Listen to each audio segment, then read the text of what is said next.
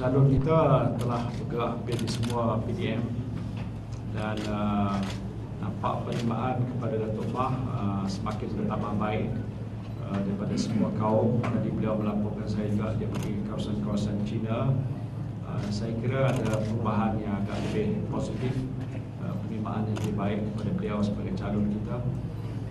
Kita telah ambil kesempatan untuk menjelaskan pelbagai isu yang dilemparkan oleh pihak parti lawan kita. Kita memberi penerangan, penjelasan secara rasional. Kita tidak buat tomahan dan tuduhan. Bagi kita penting untuk kita berikan penjelasan yang sebaik-baik mungkin kepada pengundi-pengundi kita supaya mereka tahu status dan kedudukan sebenar. Banyak perkara yang telah ditimbulkan seperti isu corruption, isu yang berkaitan dengan GST, soal kos hidup.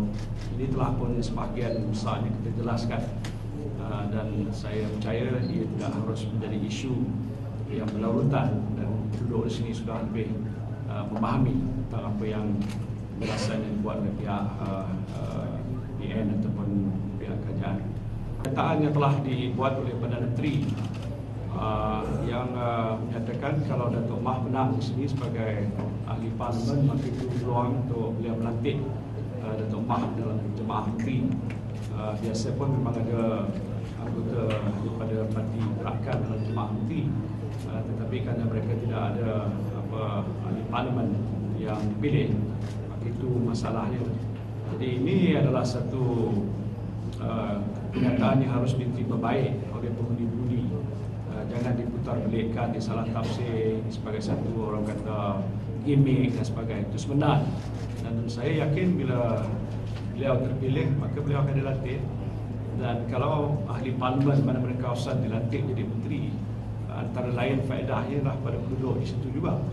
Teluk Intan, dia lebih mudah akses kepada Perdana Menteri dengan lain-lain menteri, dia boleh membantu dengan lebih baik isu-isu yang dibangkit oleh duduk di kawasan parlimennya dan sebagainya. Jadi itu, dan di samping itu mungkin memberikan ruang dan peluang untuk wakil masyarakat Cina menyuarakan pandangannya dalam jemaah menteri.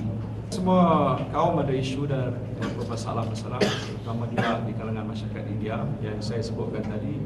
Kita sudah mengenal pasti perkara yang dihadapi oleh mereka, baik dari soal pendidikan, soal ekonomi, soal kebajikan, soal tempat ibadat, soal berkaitan dengan rumah krematorium yang disebutkan oleh saya. Saya kata tak apa, insyaAllah kita akan ambil langkah-langkah yang sewajarnya selepas kita mencapai kemenangan. Dan sebab itu kalau mereka mahukan kita selesaikan, eloklah dia pilih wakil rakyat yang boleh bantu mereka, itu daripada kalangan Barisan Nasional. Kalau kita kalah, jadi macam mana? Siapa? Maka pembangkang yang kalah, yang menang, dia kena selesaikan masalah itu.